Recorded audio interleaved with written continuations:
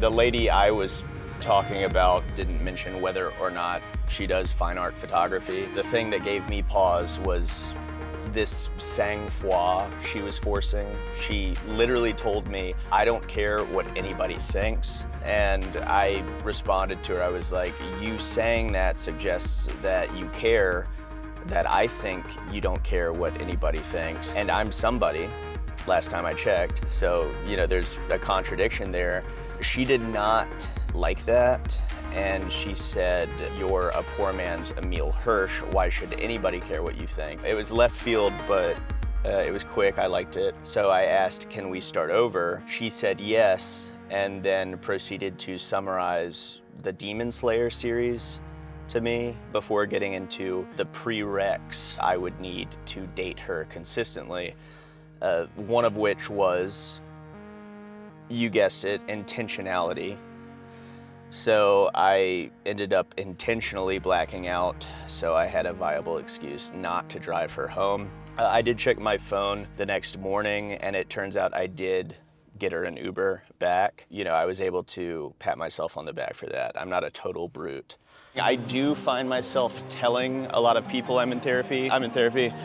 Yeah, I guess if I'm doing this kind of work, I want people to know about it, which is weird.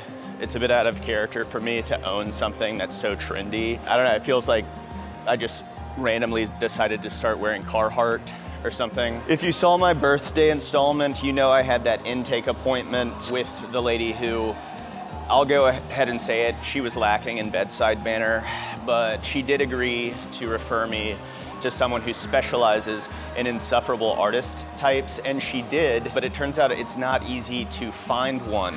In my case, someone willing to see me on a week-to-week basis. I don't know whether it's me or my 2-camera setup or my Lume Cube lights, but whatever it is, I'll be honest, it hurts my feelings. I've always felt that I'm, if nothing else, the most interesting person in the room, and I would have thought that therapists would be bending over backwards for a chance to hear whatever's going on in here, but it's whatever.